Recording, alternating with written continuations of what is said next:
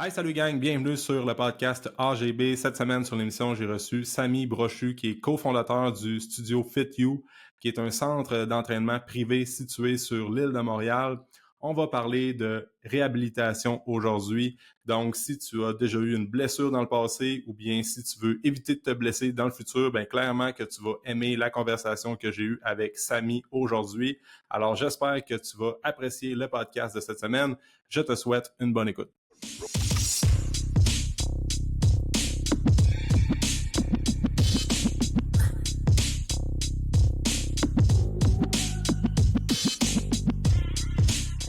Samy, merci d'être sur le podcast aujourd'hui. Merci de prendre le temps de venir jaser avec moi. Écoute, Samy, tu es cofondateur ou fondateur du Studio Fit You? Je suis cofondateur du Studio Fit You. C'est ça. Qui est un centre d'entraînement privé Exact. situé à Montréal. Fait que vous êtes spécialisé en musculation, mais plus précisément rehab, régler les douleurs chroniques que les gens vont avoir avec certaines blessures. D'ailleurs, c'est de ça qu'on va parler beaucoup dans le podcast aujourd'hui. Mais avant d'aller plus loin dans la conversation, je veux que tu prennes le temps de te présenter. C'est quoi ton parcours? Nous autres, on s'est rencontrés la première fois à l'atelier d'ascension en 2023. Ça fait déjà une couple de temps, puis on se côtoie dans divers événements avec le mastermind à Jacob Hamel. Fait que je connais qu'est-ce que tu fais, je connais c'est quoi votre mission avec le gym et tout ça, mais je te laisse aller, man. Prends le temps de te OK. présenter, puis explique-nous ton parcours. Parfait. Ben, écoute, merci de m'avoir. C'est mon premier Yes, sir. podcast. J'espère que c'est pas mon dernier. Ah, c'est ton premier? All right. Ouais, yes, yes, C'est hot, ça. yes. Puis, ben, écoute, mon parcours, il est long. Je vais sparer les détails un peu, mais j'ai eu un parcours, j'ai toujours voulu ce que je voulais. J'ai toujours voulu aller dans le monde de l'entraînement slash la rehab. Mon parcours a commencé quand j'étais tout petit. J'ai commencé à jouer au baseball. Comme plusieurs athlètes, on s'est rendu à un certain niveau, puis après ça, bim bam, des blessures à gauche, à droite, à cause de multiples raisons. Euh, on peut dire que le coaching old school fait partie d'une de ces raisons, mais on va éviter les détails ici. Ensuite de ça, ben, je me suis blessé au coude, j'ai eu mon opération, j'ai eu ce qu'on appelle un Tommy John, qui est une réparation du ligament lunaire médial ici, dans le coude. Ensuite de ça, je me suis dit, tu sais quoi, je veux prévenir les blessures aux gens. Je veux que les gens puissent bouger puis s'entraîner sans douleur, mais aussi et surtout qu'il y ait une mission, en fait, chez nous aussi à Studio Fit You, qui est de bridger le gap entre l'entraînement et la thérapie. On va en parler plus tard, j'imagine, là, mais Ouais. c'est deux mondes distincts, mais pour nous, chez nous, c'est un monde. Puis c'est ça vraiment la vision que j'avais en partant Studio Fit You, c'était de mettre les deux ensemble, avoir les bons professionnels en place pour justement ramener quelqu'un de moins 20% à son normal, mais un peu plus haut que son normal euh, dans ses niveaux de capacité, etc. OK. C'est ça. OK. Puis, toi, t'as-tu fait ta kin ou physio, toi? Ben, C'est une bonne question. Moi, mon parcours, c'est j'ai fait ma thérapie du sport, qui OK. est, on peut dire, une spécialisation en kin, mais plus rehab. Alors, je me fais demander souvent, c'est quoi un thérapeute du sport versus c'est quoi un physio, c'est quoi un kin. Je vais l'expliquer brièvement, là, mais un thérapeute du sport, en fait, on spécialise plus dans tout ce qui est musculo-squelettique. Versus un OK. physio, il va faire cardiovasculaire, musculo-squelettique, neurologique, Hmm. name it, là. Un peu tous les systèmes. Nous, c'est vraiment musculo-squelettique, c'est, je sais pas moi, un claquage de quad, une douleur au ligament, euh, des trucs plus de même. C'est ça que nous, on traite puis on fait. Ça va très bien ensemble avec le mouvement et l'exercice. OK. OK. Ben, c'est bon à savoir parce que c'est vrai qu'il y a beaucoup. Ça peut être. Il y a tellement de professionnels aujourd'hui. T'as kinésiologue, kinésithérapeute, comme physio, t'as comme plein de spécialités. Fait que c'est bon d'expliquer la nuance. Puis, Studio Fit You, ça fait combien de temps que vous êtes ouvert? Nous autres, ça fait 2 ans et demi qu'on est ouvert. Puis c'est ça, on a parti ça. Avant ça, moi, j'étais plus dans. J'ai fait des gyms ici et là, puis il n'y avait jamais un gym à mon image, c'est ce que je voulais. Puis ça vient aussi des expériences passées que Studio Fit You est né. Ouais, puis moi, j'encourage les gens à aller voir sur Instagram. Votre setup est cool, là. Tu sais, vous avez de la bel équipement, c'est sharp, puis vous avez un turf aussi, fait que tu sais, c'est quand même, ça look good, puis c'est cool aussi, là. Puis vous êtes une couple de coach aussi, je pense. Ouais, ouais, on a une équipe de 7 maintenant. J'engage en ce moment. Si quelqu'un écoute le podcast, puis à Ouais, Montréal, ben, ouais. envoyez-moi vos CV. Mais ouais, on a essayé de faire un espace plus familial avec du bon équipement, l'équipement qui va permettre aux gens de passer de A à B à C à D, puis de Mhm. continuer à progresser. C'est ça. Mhm. Fait que là, s'il y a du monde qui veut une job dans rehab ou coaching, ben, ils savent quoi faire, là, si vous êtes dans... Puis toi, t'es vraiment dans le downtown, bah, ça va Ben, être ben, downtown Montréal, mais t'es vraiment à Montréal, right? ouais, nous autres, on est sur l'île de Montréal. Au lieu de Pour Montréal. ceux qui connaissent le quartier Côte-des-Neiges / Westmount, on est vraiment en bordure, là, vers le Mhm. centre-ville de Montréal. On est vraiment en centrale. Puis, c'est ça. Mhm. Puis, explique-moi, c'est quoi la réalité des gyms à Montréal? Tu sais, je la connais un peu, mais il y a pas mal de gyms. Tu sais, sur l'île de Montréal, il y en a beaucoup, beaucoup. Des petits gyms privés, des gyms qui font du semi-privé, tout ça. C'est quoi les challenges que vous avez? Parce qu'il y a des gens qui écoutent le podcast qui habitent dans la grande ville, qui habitent à Québec, tout ça. Nous, au lac, écoute, c'est complètement différent. C'est quoi le challenge que vous avez, vous autres, en tant que tu sais, propriétaire de gym avec une équipe de coach, dans une place qui est comme très crowded? Il y a beaucoup de monde, donc beaucoup de demandes, évidemment. Mais comment ça se passe, la réalité des gyms à Montréal? C'est une bonne question parce que t'as de tout à Montréal. T'as du Ah monde ouais, qui veulent un accès libre à un gym, qui veut venir ouais. s'entraîner, juste s'entraîner, comme un Icon Fitness ou un Nautilus ou whatnot. T'as du monde qui recherche un encadrement, puis du training personnalisé, etc. So, on reçoit de tout genre d'appels, du monde qui veut Hey, c'est combien vos memberships? Mais on n'a pas de membership. T'as du monde qui Hmm. appelle Hey, je t'appelle place, je vais changer de place parce que mon privé, blablabla, marche pas, je me suis baissé, etc. So, c'est comme, t'as un peu de tout le temps. Puis, c'est juste que nous, ça reste que oui, il y a de la compétition, mais moi, je ne vois pas comme la compétition pour nous. Vraiment, si les gens bougent, puis sont actifs, puis prennent soin d'eux, pour nous, Ouais. c'est un win. Peu importe où tu t'entraînes, tu peux entraîner un Icon of Fitness versus à Studio Fit You. Tant que tu bouges, tu le fais bien, moi, je suis content. Moi, la Mhm. chose que je déteste, par contre, je vais le bloguer ici, c'est quand moi, je vais m'entraîner à un gym public, puis je vois le monde s'entraîner, je fais ça de même, puis je suis comme tabarnouche. Je suis comme, qu'est-ce qu'ils me font là? Un lat pour down tout croche de même, là, ils font le serpent. Bref, fallait que je le plug. Ah ouais, Ouais. quand tu vas dans un gym privé, quand tu es habitué d'avoir un contrôle sur ton monde, c'est des clients, tu sais qu'ils s'entraînent bien, tu es dans l'éducation des bons mouvements, puis tu t'en vas d'une place où c'est crowded, tu vois encore des affaires, tu te dis, qu'est-ce que c'est ça? Qu'est-ce qu'ils Ouais. font là? Des fois, on Écoute, pense que c'est juste dans les vidéos, les reels, là, puis les fails que tu vas voir à TVA pis tout ça, mais non, ça non. existe pour vrai, même au Québec, là. C'est fou, là. Puis à Montréal, pendant des gyms, tu penses que le monde est, je sais pas moi, plus actif, ils vont au gym parce qu'ils veulent prendre soin d'eux, mais tu vas à un gym public, je vais pas en nommer, là, mais tu vas à un gym public, plus high-end, puis tu vois du monde comme ça que tu croches, mais t'as comme une équipe de 20 trainers là, puis tu te dis, crème, personne n'a jamais rien montré à ces gens-là. Je me dis, pas possible. Mais Ah, bref. ah c'est une réalité, pareil, là, fait que... Ouais, ouais. ok.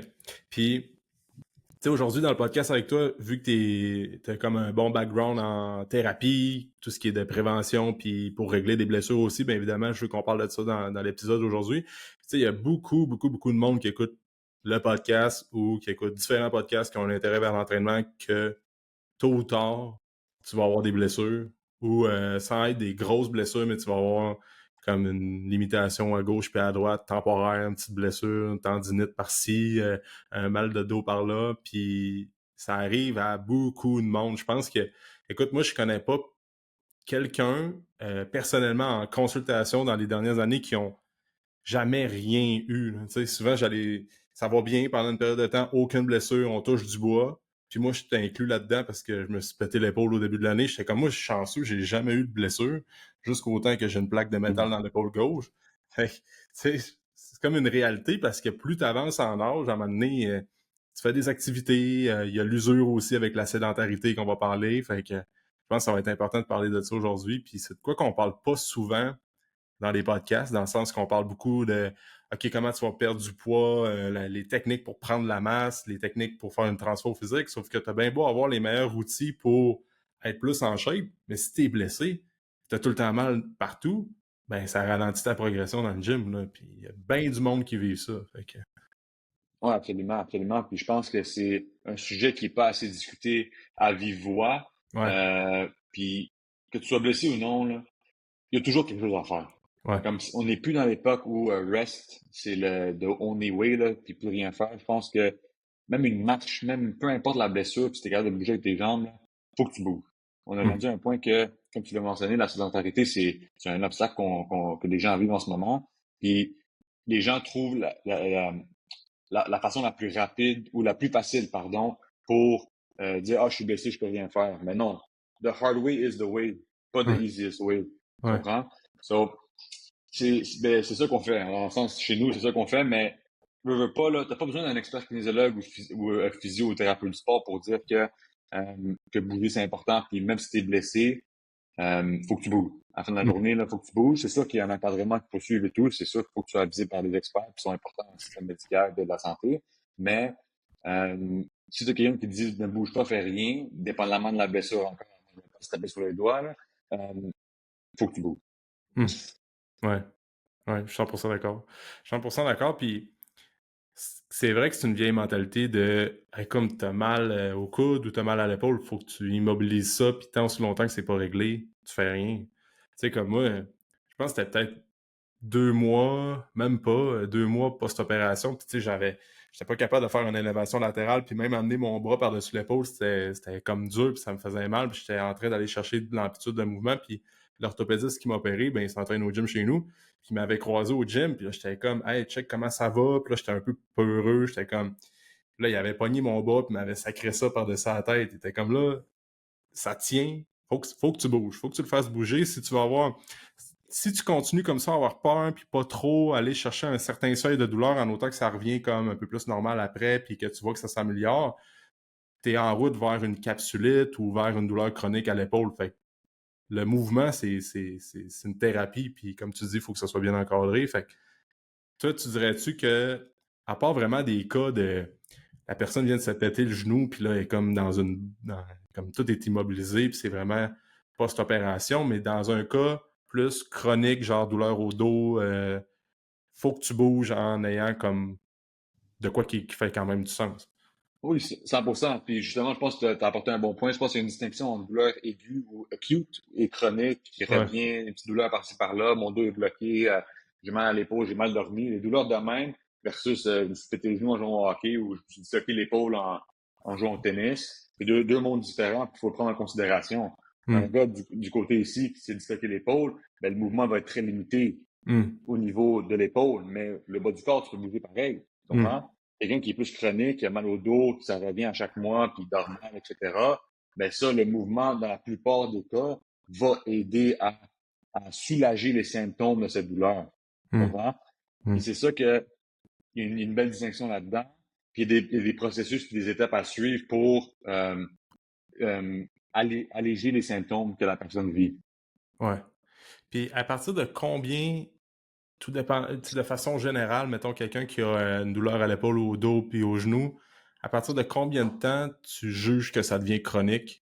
Sans avoir eu une opération, mais quelqu'un qui a tu sais, je vais donner un exemple là, pour mettre les gens en contexte. C'est une personne qui s'est fait un entorse lombaire en déplaçant son 4 roues, ben peu importe, tu sais, fait que là, bang, mal au dos. À partir de combien de temps que la personne traîne une blessure lombaire qu'on peut dire là, ça devient chronique ton affaire, puis faut vraiment prendre ça au sérieux. Bonne question. Puis, il n'y a pas une réponse directe à ça, mais si OK. c'est une douleur récurrente qui revient à multiples reprises dans l'année, que c'est la même douleur, puis que tu la catégories avec le même adjectif, ce que je veux dire par là, c'est, je sais pas moi, en anglais, c'est aching.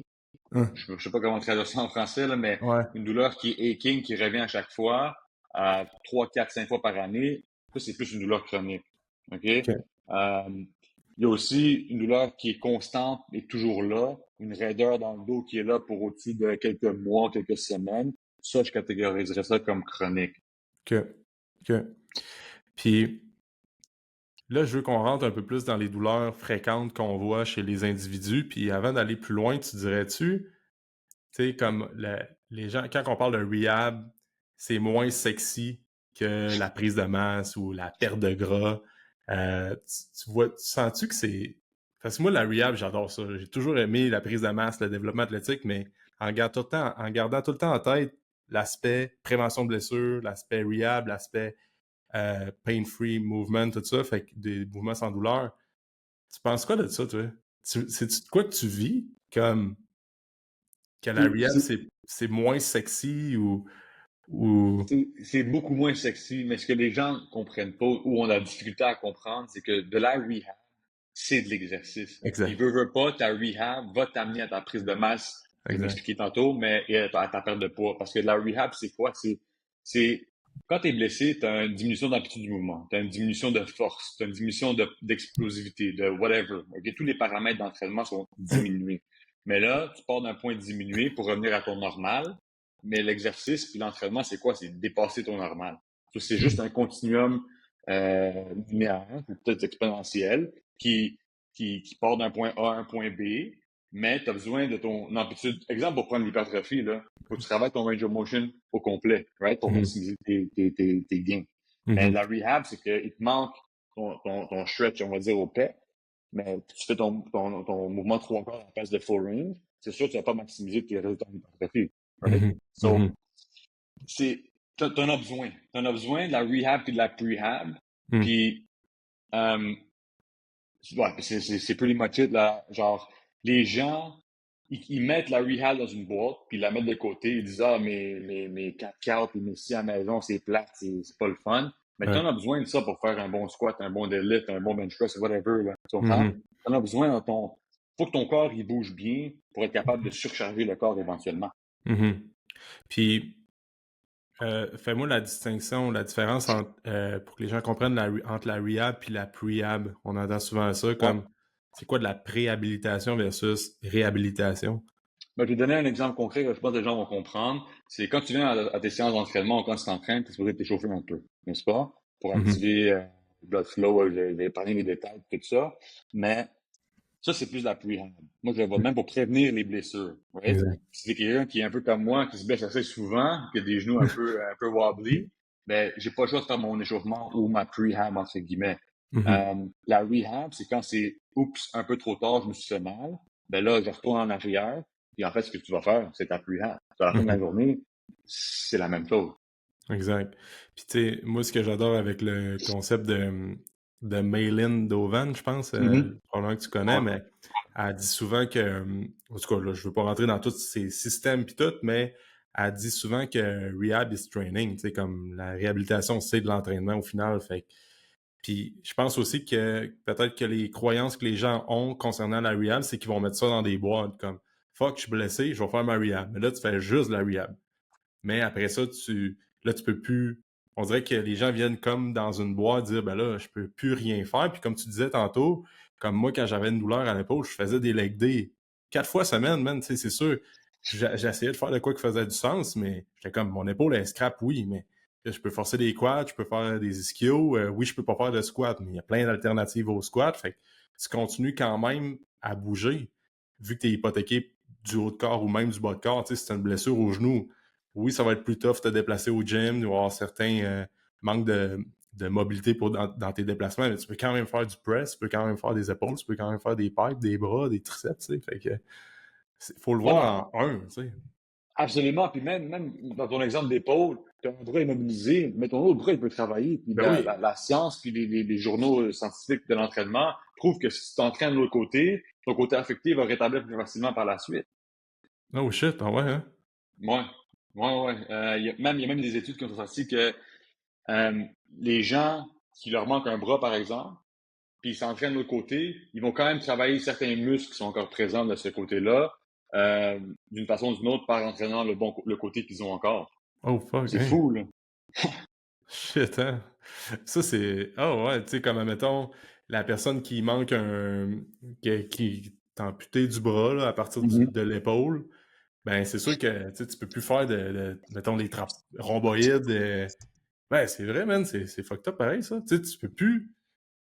Exemple, quelqu'un qui manque un bras, tu peux plus faire de travailler tes rhomboïdes, coiffe des rotateurs. Fait que là, en faisant de l'autre côté, ça t'aide du côté que. Oh shit! 100%. 100%. Puis je pense, si je me trompe pas, euh, même tes sens, on va extrapoler un peu, là, mais t'es amputé d'un bras, tu travailles l'autre bras, tu vas même avoir la sensation que l'autre côté travaille, puis l'autre côté, sans arrière, il est là, mais il est pas là. Ouais, Il y ouais, a, il y a, des- ouais, il y a plein de sens là-dedans qui sont ouais, sortis, puis c'est fou ce que ça peut ouais, ouais. faire, là. Que même Ouais, si tu es immobilisé, tu travailles ouais. de l'autre côté, tu vas quand même, ton neural pathway va quand même se remplacer de l'autre bord. Fuck, man. Mais c'est vrai, ça, que. C'est sûr, je l'avais déjà vu dans. Je sais pas si c'est au travers du bac ou whatever, mais comme des gens qui perdaient un membre, des fois, il y avait comme les mêmes sensations, comme si les mains étaient encore là, tu sais. Ouais, Mais ils sont plus là. Fait pas plus que, là. shit. Ben, clairement. Puis, tu sais, moi, la première affaire que, personnellement, quand je me suis pété l'épaule, j'étais comme, OK, là, qu'est-ce que je peux faire? Je peux faire des tricep press down un bras à la fois. Mon épaule était comme bien lockée. Je faisais des tricep extension pour des press down pour les triceps à un bras. Je faisais des curls à un bras. Je faisais encore des rotateurs. Puis, je faisais même l'autre côté. Fait que là, c'était comme, ça m'a aidé beaucoup à retrouver l'usage de mes deux côtés, ben, l'usage de mes deux bras le plus vite possible, même si c'est pas encore à 100%. Fait que, il y a toujours de quoi à faire, comme tu dis. Ouais, 100%. Puis comme tu vois, toi, c'est ton épaule, mais ton coude puis ton poignet, c'est correct. C'est quoi, je sais pas ce que tu as fait exactement pour ta rehab, mais tu peux quand même te faire des squeezes. Ouais. Quand tu es dans le Ah ouais. théâtre, quand tu es dans la tête, tu peux Ouais. bouger ton poignet, ton J'avais coude. mes. Je m'étais acheté des Captain of Crush, là, des genres de petites pinces. Là. Puis je faisais Oh, ça, man. J'étais comme. Parce que tu me corrigeras, ben, il me semble, là, j'étudie plus la rehab comme je le faisais, mais quand, mettons, tu as une blessure à l'épaule, ben, tu sais, le fait de travailler tes avant-bras, même travailler la flexion du coude, mais travailler tes avant-bras, tu vas avoir un effet d'irradiation vers l'articulation qui est plus haute. Fait que moi, j'étais comme, je vais faire des avant-bras, ça fait bouger mon bras, ça va amener un peu de blood flow dans le bras, plus de blood flow, plus de nutriments qui aident à gérer l'inflammation puis tout ça. Fait que c'est pas non, sorcier, des fois. absolument, absolument. Puis c'est ça, je te dis, chez nous, c'est movement is medicine. Puis Yep. peu importe le mouvement, mais à la fin de la journée, ça aide tout le monde quasiment. Ben oui, c'est ça. Tu sais, même quand tu fais, mettons, tu reprends encore l'exemple d'une blessure au dos, mais au haut du corps, quand tu fais des jambes, t'amènes plus de blood flow vers le haut du corps. Fait que, comme, toutes les sortes de mouvements sont bons. Fait que, Absolument. c'est ça. Puis, bon, tu vois-tu que les gens sont de plus en plus scrap? Bonne question. Euh, Je remarque une tendance. Je te dis, nous, on travaille beaucoup avec des gens de 40 ans et plus. On Ouais. le voit, on le voit plus souvent que d'autres. On se dit, là, des jeunes de 20 à 30 ans sont moins scrap que des gens plus vieux. Mais je pense que de plus en plus, les jeunes de 20-30 ans sont de plus en plus scrap. Ça, oui, je le crois. Puis je pense que c'est dû, encore une fois, je pense à l'inactivité, puis à aussi juste le fait de pas être euh, pas avoir une bonne fondation dans ce qu'ils font au Hum. niveau exercice et tout ça. Je pense que le monde est de plus en plus actif, mais je pense que ça amène à certains autres trucs. Je vais donner une anecdote. Là. J'ai rencontré une madame l'autre jour. Nous, on a des challenges du mois, ok, à chaque mois. Puis ce Ouais, là, mois-ci, c'est marcher 10 000 pas par jour. Ok? ça, c'est hot, Mais Anastie. pour nous autres, là, pour nous autres, là, 10 000 pas, on le fait assez facilement. Si on est Ouais. actif, on est en santé. Mais j'avais une madame qui, elle s'est dit, tu sais quoi, je vais faire le 10 000 pas par jour. Puis, mais passer de zéro, genre zéro, peut-être à 500, 2000 pas par jour, à 10 000 pas, elle était un peu plus âgée, dans la cinquantaine. Puis le lendemain, elle me texte, elle a fait ses 10 000 pas, elle me texte, elle me dit, hey, Samy, j'ai mal partout. J'ai mal aux chevilles, j'ai mal aux genoux, mais pas raqué. J'ai mal. On Hum. va arriver là tantôt, là, la distinction entre les deux, là, mais Hum. moi, je me dis, crime. 10 000 pas, c'est comme. C'est beaucoup pour quelqu'un comme ça, mais pour nous autres, c'est pas beaucoup. Sur les gens, ça vient juste montrer que les gens sont pas assez actifs en une base régulière. Puis s'ils vont trop vite, trop loin, t'es plus à risque d'une blessure ou de te faire mal ou etc. Heureusement, c'était pas une blessure, c'était juste elle était excessivement raquée, mais elle pensait qu'elle avait eu une douleur en marchant plus que d'habitude.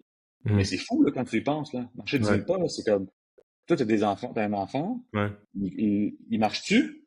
Ouais, c'est ça. C'est 10 000 pas, là. C'est Hey, quasiment 10 000 pas. facilement. Facile. C'est facilement. Ah oui. Il me fait juste aller au parc avec ta fille, là, avec ton gars, si, man, t'en fais des pas, pis eux autres, ils en font 10 000 pas, c'est juste que ça paraît moins que nous autres, parce que les pas sont plus petits, les enjambées sont plus petites, tu sais. Mais comme moi, ma fille, le matin, là, quand elle met sa musique de chanter, le film chanter, ou bien le Roi Lion, puis qu'elle danse, puis qu'elle marche, là, elle a fait une coupe de pas avant d'aller à la garderie, fait que j'ai pas de misère à te croire, puis tu sais, avant de l'oublier, c'est quoi la différence entre, parce que tu voulais dire qu'on allait revenir là-dessus plus tard, entre la courbature, comme être raqué, puis avoir mal, parce que ça, c'est une autre affaire que tu dois vivre. Comme la personne a fait des lunges ou des leg extensions, ou ben n'importe quel style de mouvement qui existe dans le gym, c'est comme, hey, j'ai mal. OK, t'as mal ou ça chauffe ou ça brûle? C'est quoi la... Ah, ben, ça brûle, t'as pas mal, c'est normal. Non, mais c'est ça. Il faut en parler parce que je pense qu'il y a beaucoup de monde qui sont, ou en fait, qui comprennent pas la différence entre les deux, parce que, ou même les trois, si tu parles de brûlure quand tu t'entraînes, puis qu'un pump, comme on dit, là, Ouais, ouais, il y a peut-être trois termes qu'il faut distinguer, mais euh, quand ça brûle, c'est bon. C'est ouais. supposé brûler, c'est supposé être tough. Ça, c'est Hmm, pendant l'entraînement, pendant que tu bouges, pendant que tu exert yourself. OK? hmm, Euh, le lendemain ou 48 heures après, que tu sois courbaturé, c'est parce que tu t'es entraîné fort à un niveau plus haut que tu es habitué de bouger. Moi, c'est comme ça que je le vois. hmm, OK? Facilement dit. Mais une douleur, c'est quelque chose qui t'empêche de faire tes choses quotidiennement. hmm, OK? Puis comment nous, on aime ça le catégoriser, c'est que si c'est en haut d'un 3 sur une échelle de douleur, 0 douleur, 10, je me suis fait frapper par un autobus, douleur. ouais. Nous, moi, j'aime ça le catégoriser. En bas de 3, c'est pas une douleur. C'est un OK. inconfort. C'est un inconfort, puis l'entraînement, c'est inconfortable. C'est Hmm, supposé être inconfortable. hmm, OK? Mais si c'est en haut d'un 3, si c'est un 4, un 5, un 6, ça veut dire que t'as mal. Parce OK. que une douleur, c'est difficile à mettre le mot dessus. Parce que pour quelqu'un, justement, on le vit souvent, ils font un lunge, ils ont mal. Mais c'est pas mal. C'est inconfortable. Leur corps n'est pas habitué à cette Hmm, douleur-là, entre hmm, guillemets. Tu hmm. comprends?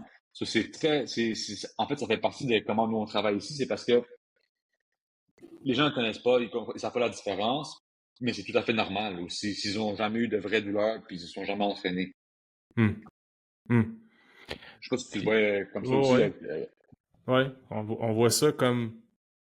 Puis c'est vrai que c'est dur à expliquer verbalement pour une personne qui comprend pas la différence. Comme moi, mettons, après un gros leg day, le lendemain, si j'ai poussé la machine, je vais être vraiment raqué des quads, ben, je suis capable de, tu sais, je vais descendre les marches, je vais faire, oh shit, mes muscles ont travaillé, ça me fait pas mal, c'est juste que le feeling est pas, c'est ça, le feeling est C'est pas le comme fun. plus, c'est ça, c'est pas le fun, mais je suis capable de monter les marches, puis j'ai aucune douleur, tu sais. Souvent, puis une affaire que j'explique ça à des gens, c'est quand tu vois que tu es raqué le lendemain, puis quand tu descends les marches parce que tu es trop raqué, c'est que tu le sens dans les muscles et non dans les articulations. Tu sais, tu vas le sentir, es comme, je monte les marches, je sens plus mes fesses, je sens plus mes ischio-jambiers, puis mes quads, puis ma limite, même mes mollets, je vais dire, t'es raqué.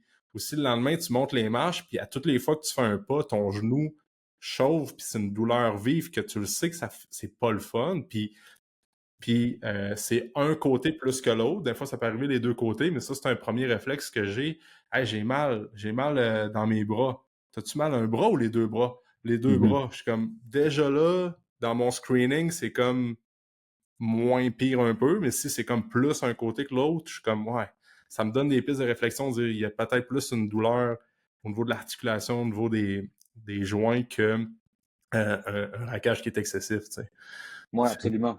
Absolument, tu as apporté un super bon point. Puis, je veux juste dire quelque chose, c'est que, et tout à l'heure, j'ai perdu mon train of thought, mais euh, c'est très rare que tu blesses dans un gym. Ouais, ouais, Et surtout supervisé, là, c'est ouais, comme, je connais pas les pourcentages, là, mais que tu te blesses en t'entraînant, c'est super rare. ouais. À moins que tu t'entraînes comme un malade mental puis tu fais n'importe quoi, là. Mais si Mhm. c'est contrôlé, supervisé, c'est très, très, très, très rare. Mhm. Ouais, mais je suis 100% d'accord. Puis tu fais juste. Ça, c'est des vieilles stats, mais aux Olympiques, les Olympiques viennent de se terminer, ça fait pas si longtemps. Puis dans les sports où ce qui a le moins de blessures, c'est dans l'haltérophilie. Mhm.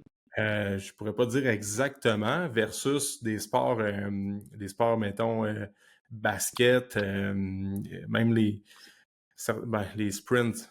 Sprint, c'est quand même tough sur le body, mais mettons sport de contact comme soccer, tout ça, là, dans le gym, c'est pas là que les gens se blessent, généralement, parce que l'entraînement, c'est très, c'est très mathématique quand c'est bien fait, là, quand comme tu as une belle supervision, la technique est belle, c'est très biomécanique, c'est mathématiquement correct pour le corps, façon de parler, mais là où ce que les gens se blessent, c'est dans la vie de tous les jours, c'est dans le sport. Gars, moi, je vais toucher du bois, je me suis jamais blessé au gym. Peut-être, mettons, t'as poussé la note sur le deadlift, tu le sens un peu plus dans les lombaires pendant une couple de jours, t'es comme, là, je vais slacker la pédale. Mais dans bien des cas que les gens se blessent, soit dans un sport, soit ils se sont entraînés, mais le surlendemain, ils ont peut-être une fatigue dans le bas de dos, puis là, ils vont déplacer de quoi par terre, puis bang, dans le garage, ils se font une entorse lombaire. À la course, tu sais, mettons, c'est c'est rarement dans le gym. Non, absolument. Puis je pense que tu as apporté un bon point. Justement, après un gros leg day ou whatnot, puis c'est en dehors du gym qu'ils se font mal parce que leur corps est affaibli. Veux pas, le Ouais. gym, c'est un stress. Et si tu Mhm. es stressé en dehors, puis tu dois lever des trucs lourds, puis tu dois percer le lendemain, là, tu es beaucoup Mhm. plus à risque de te blesser. Puis Mhm. c'est souvent, les gens qui vont dire qu'ils se sont fait mal au gym, c'est souvent ce scénario-là qui se passe. Ils sont Mhm. allés à la maison, ils ont déplacé un fridge après une grosse journée de deadlift. Ils se sont Mhm. blessés là parce que les muscles autour qui stabilisent et les gros muscles, les movers, Mhm. sont raqués, sont affaiblis. C'est Mhm. comme ça que les gens se blessent, mais c'est pas à cause du gym. C'est juste Ouais. que leur corps n'a pas encore récupéré, puis là, ils se sont fait mal. Ouais. Ouais. Puis ça revient à un point avec la récupération musculaire qui est super important. On parlait de raquage puis de courbature. D'être trop raqué pendant trop longtemps, c'est signe que ton corps est pas capable de récupérer du stimuli d'entraînement que tu lui as donné dans ton training. Fait que je pense aussi que les gens, c'est un peu plus concept musculation, récupération globale pour une prise de masse ou prise de force ou whatever, mais quand t'es trop raqué, c'est pas bon. Il faut que tu aies un feeling un peu comme le lendemain, tu le dis. Comme moi, mettons, hier, j'ai fait des jambes. Là. Aujourd'hui, je le sentais, mais j'ai quand même été capable d'aller courir un matin, puis j'ai fait toutes mes activités. Là, mon entraînement, je sais que c'est le sweet spot par rapport à ce que je suis capable de récupérer. Mais si tu fais un leg day et t'es raqué pendant 7 jours, ça vaut pas de la merde, ton training. T'sais. Non, absolument, absolument. Puis, je pense que c'est un bon pont à faire avec, justement, on parlait de rehab. C'est que ta rehab, lorsque tu es rendu là, c'est de justement la progresser constamment, puis justement pas pousser trop pour que tu sois plus capable de bouger après non plus. Tu Ouais, comprends? C'est que ouais. tu as un sweet spot, comme tu viens de dire, même en faire dans le rehab, parce que rehab, c'est quoi? C'est l'exercice, c'est l'entraînement. C'est la même chose. Mm, So, c'est de pousser assez pour que ton corps puisse récupérer de ta blessure. C'est pas de mm, trop en faire pour inflammer les structures puis avoir aucune récupération par la suite ou de rétablissement. mm. Puis là, on a comme dérogé vers ça, mais tu sais, je parlais tantôt que je te posais la question, est-ce que les gens sont plus scrap? Puis, tu sais, je pense aussi que avec la sédentarité aujourd'hui, que le monde il y a comme un concept, un phénomène qui est bizarre dans le monde, c'est que le monde a de plus en plus de l'intérêt vers l'entraînement. Tu sais, il y a des gym cubes, puis il y a un gros trend envers le health and fitness, là, comme le monde de la remise en forme ou de la condition physique. Là. Tu fais juste voir sur la course, c'est beaucoup, beaucoup en mode plus que jamais. Le training, le bodybuilding, il y a des séries sur le sport qui sortent sur Netflix. Toutes les semaines, il y a une série sur un sport différent. Fait il y a beaucoup de l'émergence avec l'entraînement. Tu sais, c'est de plus en plus présent dans notre société, mais le monde sont de plus en plus sédentaires de façon globale parce que, regarde, là, on se parle, on est assis devant un écran, tu sais, on est beaucoup avec les postes de télétravail, les positions assis pendant 8, 9, 10 heures par jour, tu sais, il y a des jobs physiques. Tu sais, on en voit de moins en moins, c'est remplacé beaucoup par la technologie. Fait que tu, tu dirais-tu que ça joue beaucoup sur le fait que les gens plus tôt, vers vingtaine, trentaine, vont avoir des mots que normalement les gens vont avoir vers 40, 50? Tu sais, c'est quoi ton take là-dessus ou ta vision de tout ça?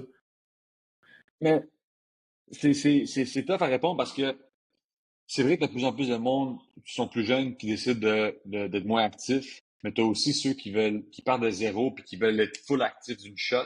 Ouais, T'as vraiment, je trouve, t'as plus de juste milieu entre les gens qui veulent prendre soin d'eux pour avancer tranquillement. Il y a du monde qui sont vraiment, je fais rien, ou je vais all-in, puis je me fais de la face au gym pendant une semaine, 2 semaines, ou des mois. Puis après ça, ouais, il retombe dans la sédentarité. L'affaire avec l'entraînement, c'est que ça doit être un lifestyle, ça doit être quelque chose que, peu importe à l'âge où tu le commences, mais une fois que tu le commences, il faut que ça devienne un mode de vie, tu l'intègres dans ton quotidien everyday. Que ce soit mm, faire des pas, des marches à tous les jours, que ce soit s'entraîner au gym, que ce soit jouer avec ton enfant à balle molle ou au soccer, peu importe, mais c'est juste que faut que tu gardes la constance. Comme tout comme tout dans le monde de l'entraînement, c'est la constance qui gagne à la fin de la journée. Là. Mais comme je disais, peu importe l'âge, c'est juste stick with it, que ce soit des petites doses, micro-doses à chaque fois et que tu progresses à travers le temps.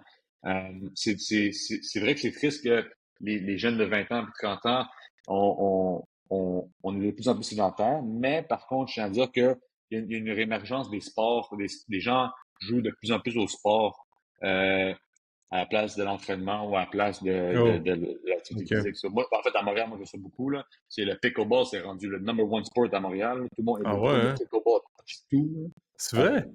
Ah ouais. C'est hot en crime, Ah, c'est pickleball. cool. C'est cool. C'est tough, Ah ouais? c'est physique, mais oui, ça, c'est comme les deux bords, là. C'est comme, il y Ouais. a beaucoup de trends, puis là, il suit le trend pendant l'été, puis là, l'année prochaine, tu vas voir, c'est de le ping-pong. Ou un truc comme, tu comprends? Ouais. Euh, mais ce qu'il faut qu'il fasse, c'est graduellement, tu commences un sport, puis tu stick with it, ou tu joues à d'autres sports, ou tu fais de l'activité physique régulièrement. Hmm. Hmm. Parce que c'est ça, c'est vrai que il y a beaucoup de monde. Le point que je vais amener avec tout ça, c'est que faut bouger plus, faut être plus actif en dehors de la salle de gym aussi. Ouais, Tu sais, 100%. parce que souvent, dans la, dans la prévention de blessures, même dans le rehab ou même dans l'aspect santé global, si tu vas au gym 3 fois semaine, puis ça, c'est un phénomène qu'on voit souvent, ou même 4 fois semaine, puis ta seule activité ou ta seule dépense énergétique, c'est aller au gym 4 fois semaine, même si t'es dans privé, puis tu fais bien les choses, puis tu essaies d'optimiser tes habitudes alimentaires, ce qui va vraiment t'aider. Mais ça reste que si tu es, mettons, comptable, puis tu travailles 10 heures par jour devant un écran, tu es quand même considéré comme sédentaire. Selon ton niveau d'activité physique. Fait que c'est pour ça que c'est important. Tu sais, on parlait de la marche tantôt, puis ça, c'est un concept que là, c'est beaucoup trendy, parler de marche, puis les bienfaits de la marche, mais ça reste quand même que tu parlais du 10 000 pas par jour ou bien du 7 000, 8 000 pas par jour. C'est fou à quel point que ça va te sortir de la sédentarité, puis ça, combiné avec une belle planification d'entraînement pour l'aspect santé général, l'aspect santé global, et même pour les douleurs au niveau lombaire, au niveau des hanches, au niveau des genoux, au niveau des chevilles. Quand c'est fait intelligemment, c'est super puissant. Là. C'est pas compliqué, comme tu dis. Tu sais. Non, absolument. Puis, juste pour piggyback là-dessus, c'est que les gens qui ont les meilleurs résultats dans le gym, ils font quoi? Ils s'entraînent, puis tout ce qu'ils font en dehors du gym, c'est top-notch. Ouais, Nutrition, tout ça, ouais, activité, c'est top-notch. Les gens qui ont les meilleurs résultats. Mais ouais. c'est la même affaire, même affaire pour les gens qui sont blessés ou qui ont mal. C'est que tu Mhm. vas voir ton expert, ton physio, ton thérapeute du sport, ton kid, name it. Mais si tu fais rien, si donne un plan de rehab, puis tu fais rien à la maison, ben Ouais. tu vas rester où t'es. Mhm. Tu comprends? C'est le même principe. C'est que tout ce que tu fais en dehors des quatre murs, c'est ça qui est plus important à la fin de la journée. Ouais. 100%. 100%. Puis ça, c'est de quoi que je trouve pertinent que tu dis parce que il y a bien du monde qui ont une blessure X, puis ils vont aller rencontrer un physio, ben quelqu'un qui est spécialisé en rehab, puis là, il va sortir une feuille ou un template, voici les exercices que tu dois faire. Il va peut-être faire un peu de traitement manuel, un peu des ondes ou whatever, comme durant la session, mais en dehors de ça, sweet fuck out. Comme aucune amélioration au niveau des habitudes de vie, mauvais sommeil, qu'on sait très bien qu'une bonne nuit de sommeil de 8 heures en moyenne pour la plupart des gens va aider à la régénération des tissus, va aider à la régénération des blessures et tout ça. Fait que c'est fou à quel point qu'on a un énorme pouvoir sur qu'est-ce qu'on fait en dehors des quatre murs, comme tu dis. Tu sais, moi, mettons, juste un exemple de même, j'étais comme, je me suis blessé à l'épaule. Si le monde qui écoute le podcast va dire, c'est qui est étonnant avec sa Christie de blessure, mais le but, c'est juste d'imager des affaires, mais j'étais comme, fuck that, là, l'alcool, j'en prends plus, man, ça va nuire dans ma récupération. Fait que c'était juste une source de motivation supplémentaire de dire, non, man, ça fait juste nuire à mon retour à la réalité, à la vie plus normale avec mon épaule. Fait que c'est tous des petits trucs comme ça que les gens vont comme banaliser, sauf que ton corps, ce que tu manges, ce que tu bois, qu'est-ce que tu fais, ça aide dans ta guérison. Non, absolument. Puis justement, la, comme à l'entraînement, je le compare parce que pour moi, c'est la même affaire. C'est que, Exact. ta récupération est basée sur ton sommeil, tes habitudes de vie, ta nutrition, etc. Puis si tu manges des aliments inflammatoires, Mm. ben, ton inflammation dans ton corps à toi, ton épaule, ça va pas s'améliorer. Tu Mm. comprends? Ça va t'inflammer tout le temps, puis tu pourras pas avoir le healing process que ton épaule a besoin pour revenir où tu étais avant. Mm. Et je pense que les gens ne réalisent ça pas assez. Ils réalisent pas que c'est un facteur là-dedans, le mouvement, puis la bonne alimentation, puis la bonne récupération, pour justement aider à guérir certains inconforts ou blessures que les gens ont. Ouais, vraiment, vraiment. Puis Tout le fait comme l'activité physique en dehors du gym, c'est sûr que ça, c'est puissant aussi. Puis... Mais le pickleball à Montréal, c'est la grosse affaire. C'est hot, Ah ouais, pareil. ça, tu marches partout, là, puis tu vas tout le temps, là. On a converti quasiment la moitié des courts de tennis en courts de pickleball. Shit, hein? Ouais, c'est ça. Mais tant mieux, mais c'est vrai que si le monde bouge, puis tu sais, à un moment donné, en tant que société, sachant que les écrans vont être de plus en plus présents, euh, que c'est une réalité dans laquelle on est, c'est sûr que le sport puis l'activité physique, ça devient un outil vraiment, vraiment, vraiment important, puis je dirais prioritaire puis primordial au-delà de juste important. Si tu veux vivre une belle vie, t'as pas le choix de bouger. L'être humain est fait pour bouger. À la base, on est fait pour bouger, tu sais. Non, absolument. Puis moi, je regarde mes clients ici, mes clients qui sont les plus assidus, qui sont actifs en dehors de nos quatre murs. C'est ceux qui ont une meilleure qualité de vie, qui se sentent bien dans leur corps, et qui ont quasiment presque aucun bobo, aucune douleur. Hum, hum. Ah oui. Puis, puis n'importe quel mouvement qui est bien fait, puis que c'est sûr que ça aide. Puis en même temps, quand tu es en train de bouger dehors, que tu vas juste marcher ou ben que tu vas juste comme passer à la tondeuse ou faire des affaires comme bien banales, ben pendant ce temps-là, t'es pas en train de manger des chips devant la TV puis d'être sédentaire. Fait que c'est souvent, dans une approche holistique pour avoir une meilleure santé, on va donner ces conseils-là, puis souvent les gens vont dire, voyons, à quel point que là, présentement, je marche pas beaucoup, j'ai mal au dos parce que je suis assis 8-10 heures par jour, puis mon coach me dit, c'est quoi, l'entraînement, ça va t'aider, les exercices vont t'aider, mais si à partir de là, tu vas prendre 3 marches de 15 minutes dans ta journée, puis tu bois plus d'eau, ça va t'aider au niveau lombaire. La personne, ça fait 2 ans qu'elle a une douleur chronique au bas de dos, elle dit, je peux pas croire que c'est juste ça qui va m'aider.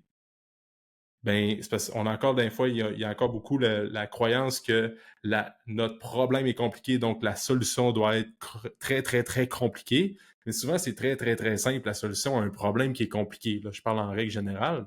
Mhm. Fait que, tu sais, juste les douleurs lombaires d'aller marcher, là, c'est fou à quel point ça t'aide. Là. Ah, mais c'est drôle parce que la plupart des gens, ils viennent me voir une fois que c'est pas pour dire trop tard, mais quand la douleur est avancée, puis c'est comme, hey, je peux plus, j'ai trop mal, nanana. Mais je t'avais dit, il y a un mois, tu marches plus, tu bois plus d'eau, tu Ouais, dors un peu mieux, tes douleurs vont être meilleures. Mais là, t'as pas fait tout ça, qui est quand même assez facile à faire, d'après ouais, moi. Pas pour tout le monde, mais bref. ouais, Puis là, il y a un point où que, ah, j'ai trop mal, je suis plus capable de rien faire.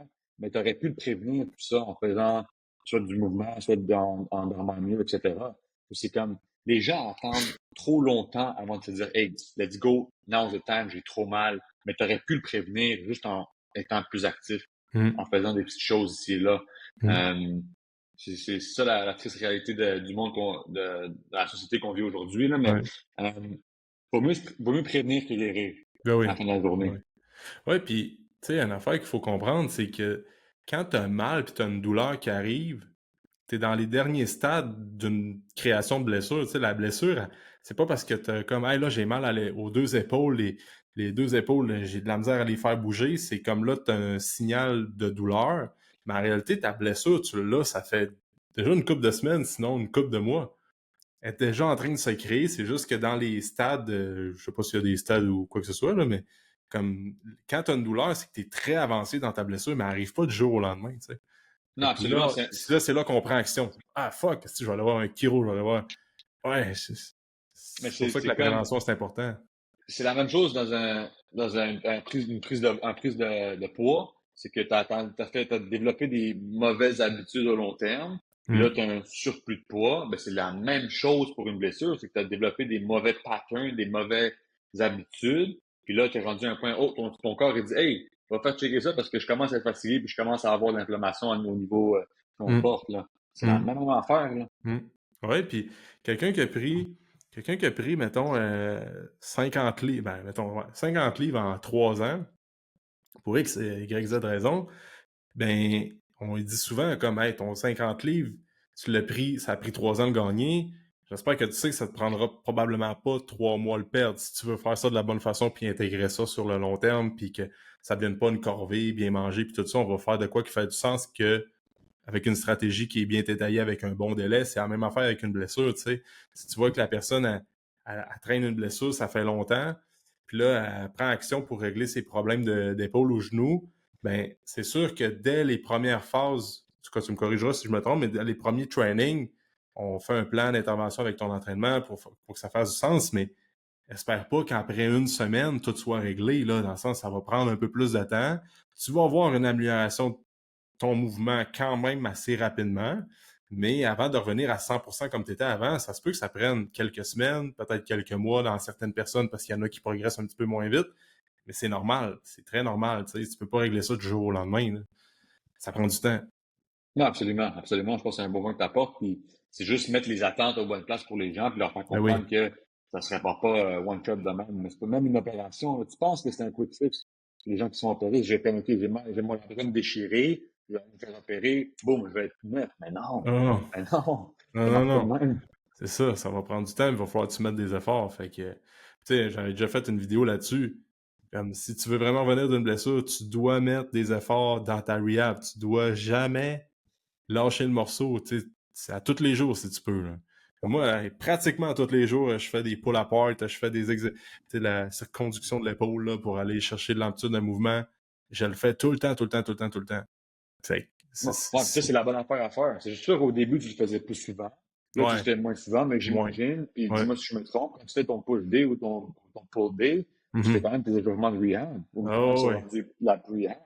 Ah oui. Ouais, puis tu sais, je vais m'activer l'épaule comme j'ai un bon 15-20 minutes, comme que je vais commencer avec la quad rotateur, je vais travailler les rhomboïdes, je vais travailler le trapèze moyen, tu sais, je vais mettre beaucoup d'emphase. Puis avant, tu sais, les press, moi, c'était beaucoup prédominant dans mon training, c'était vraiment au début. Là, ce que je fais, c'est que je vais tout consolider les autres structures, puis le press, je vais le faire à la fin de mon training, puis tu sais, ça va être vraiment placé différemment. On pourrait prendre le même exemple avec quelqu'un qui a une douleur lombaire. Tu actives le corps, tu actives les hanches, tu actives le bas de dos.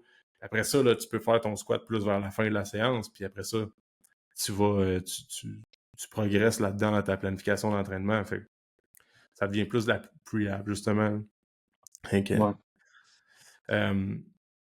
Puis c'est quoi les trois, comme on avait parlé un peu avant de commencer à TP, c'est quoi les trois douleurs que tu vois le plus souvent dans tes consultations Les, chez la majorité des gens que tu vois? les trois douleurs les plus courantes chez nous, là, c'est euh, bas du dos, comme on a parlé tout le long du podcast, bas du dos, genou et cou, épaule, je les mets ensemble là, parce que c'est synergique un peu comme Ouais, articulation, là, mais ouais, ça, c'est les top 3 que je vois assez souvent. ouais.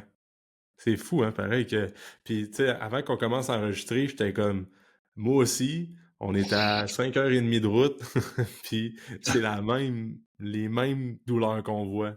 Genoux, Ouais, bas de dos, épaule, tout le temps. c'est fou, mais moi, je le vois de même, là, je sais pas si c'est prouvé ou non, mais ton dos, c'est weight bearing, tes genoux sont weight bearing. Ton bas du dos, ce que je veux dire par là, weight bearing, c'est que la gravité agit directement dessus, puis tes lombaires, c'est pas des articulations qui sont supposées être hyper mobiles ou super mobiles comme une épaule ou une hanche. Ouais, Right? Les genoux, pareil, c'est unidimensionnel, là, un ouais, genou. Ben, on ouais, va dire, dans ce cas-ci, là. ouais. C'est des jointures qui prennent beaucoup de poids ou de load, Mhm, entre mhm, guillemets. So, exemple, moi, ce que je vois souvent, c'est que les gens qui ont un petit surpoids, ils vont avoir des problèmes au niveau lombaire ou au niveau des... Une mhm, fois qu'ils perdent le poids ou qu'ils soient plus actifs et qu'ils commencent à bien bouger ou mieux bouger, les douleurs disparaissent assez souvent dans mhm, ces deux cas-là. mhm. Le cou, c'est un peu plus touché, là, parce que ça, je pense que c'est plus expliqué par la position du cou au clavier, les appels téléphoniques, etc. Là, Ah, ouais. euh, mais oui, c'est des situations que juste en corrigeant euh, comment les gens bougent et comment ils se tiennent, comment ils utilisent leurs muscles, ça fait une différence. Là. C'est vrai que le poids, c'est une personne qui a un surplus de masse adipeuse. Souvent, les gens, comme ils ont mal au dos puis ils ont mal aux genoux, ils font juste perdre du poids puis bang, ils ont plus mal, tu sais. Puis, Ouais. c'est c'est- c'est- c'est vrai Aussi pareil, au simple, final. aussi simple que Aussi ça. ça, ouais. Là. Ouais. Tu sais, admettons, j'ai mal. C'est ça. Tu sais, c'est comme j'ai mal au dos, j'ai mal aux genoux. OK, gars, on va dans le training, on va mettre l'emphase split squat, un peu de back extension, on va travailler le core, des planches latérales, bird dogs, des affaires de même. Ce qui est pas très compliqué. On Mhm. s'entend que t'as pas besoin d'être un. Ben, nous autres, on parle de ça parce qu'on est là-dedans, là, mais Ouais. pas besoin d'être un brain là, de la rehab à renommée internationale pour expliquer un genre de concept pour régler des problèmes lombaires puis de genoux pour monsieur, madame, tout le monde, que tu le sais que c'est relié avec une mauvaise posture, des mauvaises habitudes de vie, mauvaises habitudes alimentaires. Là, j'enlève rien à Stu McGill, que là, c'est le top brain, genre, dans le bas de dos, puis si je serais dû pour une opération lombaire, j'irais voir ce gars-là, mais reste que pour la majorité des gens qui écoutent, juste te remettre en shape overall, tu t'enlèves pas mal de blessures, là. Puis c'est vrai que l'épaule, c'est un peu plus touché parce que c'est tellement versatile comme articulation, puis les écrans, le téléphone jouent pour beaucoup, là, fait que... Ouais, non, Ouais. exact. Puis c'est sûr que moi, je suis dans un monde de rehab, puis j'ai des kings qui travaillent ici qui, techniquement, font pas de rehab, mais les exercices de réhabilitation, tout le monde peut les faire, puis tout le monde peut les apprendre à la fin de la journée, là, Mhm. de renforcer son corps, son bas du dos, ses hanches, ses glutes. On le fait tout là, à la fin de la journée, puis je veux pas, en ayant une meilleure biomécanique de ces articulations-là, t'as plus de chances peut-être pas de résoudre tes douleurs, mais de faire diminuer tes symptômes de Mm. douleur. 100%, 100%. Tu sais, on parle des jeunes tantôt, puis le téléphone, puis tout ça, puis tu sais, là, tu vas être papa bientôt, fait que tu vas être exposé à ça Oh yeah. dans une couple d'années, là, puis moi aussi, mais tu sais, un phénomène qui est quand même assez fou, c'est que tu regardes les jeunes marcher aujourd'hui avec les téléphones intelligents, que ils appellent ça la posture de la tête trop prononcée vers l'avant. Ça va être watch out dans les prochaines années, là, les problèmes de cou, problèmes de haut du dos, même au niveau des épaules, puis en même temps, tout ce qui est de problèmes lombaires, puis même tout ce qui est alentour de la colonne, parce que, tu sais, moi, j'aime dire comme si le haut est comme très prononcé vers l'avant avec la tête qui est qu'une coupe de centimètres vers l'avant, mais toutes les autres articulations au niveau de la colonne puis de la structure lombaire vont écoper par la bande éventuellement. Euh, Ça, il va falloir qu'il y ait un petit talk pour bien du monde, comme il va falloir surveiller les kids pour pas qu'ils se ramassent avec de l'arthrose dans le cou à 25 ans, parce que ça s'en va vers là pour bien des jeunes. Là. Fait que je pense que les parents, ils ont un rôle quand même important à ce niveau-là, même si la société fait que les écrans, comme je dis souvent, c'est omniprésent, mais il y a de quoi à faire quand même. Fait Non, que, absolument. Absolument. Puis c'est juste, je suis pas encore là, mais bientôt, comme tu as dit, là, mais ouais. c'est juste promote l'activité physique avec vos jeunes. Moi, c'est ça que je Mhm. ferais. C'est ça que tu le fais, c'est que tu vas jouer au Mhm. parc, jouer avec eux, puis évite le plus possible. Oui, il y a d'autres bénéfices à ça, là. C'est sûr que Mhm. c'est un autre sujet, mais juste pour la santé, de la posture, puis des muscles, jouer dehors, puis jouer à des activités en sport ou en famille, c'est déjà juste mieux à ce niveau-là, là. Mhm. Ouais, puis t'as pas. Puis tu sais, souvent, pourquoi pas avec les jeunes de l'expliquer comme en même temps, un enfant de 6 7 8 ans est capable de comprendre que il utilise une tablette pendant X nombre de temps. Ben écoute, regarde, je vais te donner la droit, peu importe là, les parents gèrent bien les écrans comme ils veulent, là, mais des fois, c'est des trucs que qu'on peut peut-être réfléchir en tant que société. C'est comme hey, regarde, t'as fait ta tablette pendant 1 heure, t'es comme la posture t'es un peu inadéquate, si on peut dire. Fait garde, qu'est-ce que t'en dirais pendant un petit 5 minutes, on va aller faire un peu de stretching, puis on va te ramener les épaules, puis on va te sortir le chest un peu avec, tu sais, souvent, ça peut être des trucs bien niaiseux comme des jeux, des activités, comme, tu sais, puis toute part des parents, comme ma blonde fait souvent un peu de stretching, genre position de yoga d'un fois le matin, puis ma fille, souvent, elle va là, puis elle va chiller à côté de ma blonde, puis elle les fait, tu sais, c'est un peu comme posture version bébé de 3, ben, petite fille de 3 ans, mais ça reste que elle comprend qu'est-ce que c'est. Elle comprend qu'elle commence à comprendre qu'il y a certains bienfaits à ça parce que ça va le faire le matin un peu, ça va lui faire du bien aussi. Fait que, tu sais, des fois, j'invite les parents à juste réfléchir comme, OK, là, mon kid joue devant la Xbox pendant 8 heures par jour. Fait juste le regarder quand il marche avec l'épaule vers l'avant, puis il a l'air un peu marcher tout croche. Il y a de quoi à faire, là. Puis attends pas que ce soit trop tard, parce que lui, il aura pas de fun. Il va avoir mal Non, partout. Il va dire, Chris, j'ai 25 ans, j'ai un coup de 80 ans. Maintenant, ça va être quoi rendu à 60? non, non, exact, exact. Puis je pense que, on parlait de ça tantôt, c'est que il n'y a pas d'âge où commencer, mais le plus tôt tu commences à avoir des bonnes habitudes, le mieux ta qualité de vie va être au long terme. Mm. Hein, puis c'est Mm. aussi, moi, j'appuie à tous les parents qui s'entraînent, qui bougent devant leurs enfants, parce que moi, c'est sûr que, en tant que nouveau parent qui s'en vient, c'est sûr que c'est quelque chose que je veux que mon enfant voit et vive. Parce que je pense que c'est des bonnes habitudes à avoir très jeune. Mm. Super. C'est super important. Puis, C'est ça, puis les enfants nous imitent, puis c'est ça, ils apprennent là-dedans, puis moi, personnellement, je sais pas si c'est toi, mais quand on pose des questionnaires, les gens qui stickent à une routine d'entraînement, qui ont des bons résultats, qui sont investis dans le processus, puis qui voient les bienfaits que ça leur apporte, un énorme pourcentage d'entre eux, dans les questions qu'on pose, c'est est-ce qu'ils ont un certain parcours sportif quand ils étaient plus jeunes? Un gars qui a joué au foot quand il était plus jeune, qui a joué au hockey, qui a fait de la gym, qui a fait de la danse, quand à l'âge adulte, c'est pas mal plus facile d'instaurer une routine d'activité physique parce qu'ils connaissent les bienfaits, ils l'ont vécu quand ils étaient jeunes. Il y avait une certaine discipline qui était instaurée aussi parce qu'il faut que tu aies aux pratiques, il faut que tu sois investi dans le processus. Fait que si tu veux que ton enfant bouge à l'âge adulte, ben inscris-le dans des sports, fais-lui découvrir des sports, inscris-le au pickleball, puis fais-les bouger, tu sais, au final. C'est Mais 100%. Nous aussi, on le vit, là, les adultes qui se sont entraînés étant plus jeunes et qui ont participé à des sports, c'est ceux qui le font le mieux puis qui sont les moins amochés, entre guillemets. ouais, vraiment, vraiment. Fait que, écoute, Samy, on a parlé pas mal de... Là, j'essaie de garder mes podcasts en bas de 60 minutes, comme je te disais, parce que c'est parfait pour une run de char. Ben, juste... Ouais. Des fois, là, j'en ai sorti là, de presque 2 heures, là, pas longtemps, puis je sais comme à quel point que j'impose ça aux gens. Fait que, écoute, éventuellement, si on a d'autres idées, on fera une prise 2 ensemble, mais merci d'avoir été là, man, c'est vraiment apprécié. Pour terminer, où est-ce que les gens peuvent te suivre, puis comment est-ce qu'on fait si on veut travailler avec vous autres, ou bien on habite dans la région de Montréal, puis on est scrap, puis on a mal partout, puis on veut se faire coacher comme du monde, c'est où est-ce que les gens peuvent vous suivre, Samy?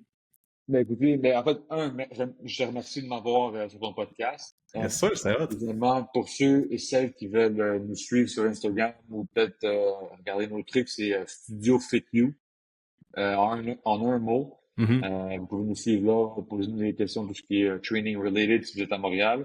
Puis ceux qui veulent appliquer, ben, c'est la bienvenue.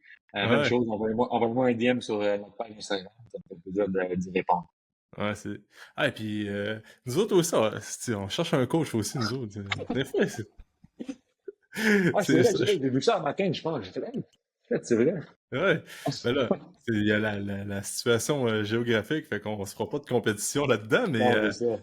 mais c'est ça, tu sais, ben, Val, elle me disait, parle-en plus, là, dans tes podcasts, qu'on cherche un coach, pis tout ça. Puis là, moi, je Ben t'écoute, je oui. disais, Chris, allez voir Samy ici, il a besoin d'un coach. Puis là, je suis comme, nous autres aussi, on a besoin d'un coach. Fait que, on a tous les deux besoin d'un coach. Fait que, appliquez si vous voulez vivre de votre passion, puis aider les gens, tu sais, parce que, on a parlé dans le podcast tout le long avec la rehab puis la prévention de blessures, mais notre rôle est vraiment essentiel dans la société pour aider les gens à bouger comme il faut, puis instaurer l'activité physique dans le mode de vie des gens pour que notre société vive mieux, plus longtemps, puis en meilleure santé. Fait que c'est ça. Venez appliquer pour être coach. Fait que, puis, anyways, Samy, je mets tous les liens dans la description du podcast pour que les gens puissent reach out à vous autres. Fait que Cool. merci d'avoir été là aujourd'hui, man. C'est vraiment apprécié. Ben, merci à toi.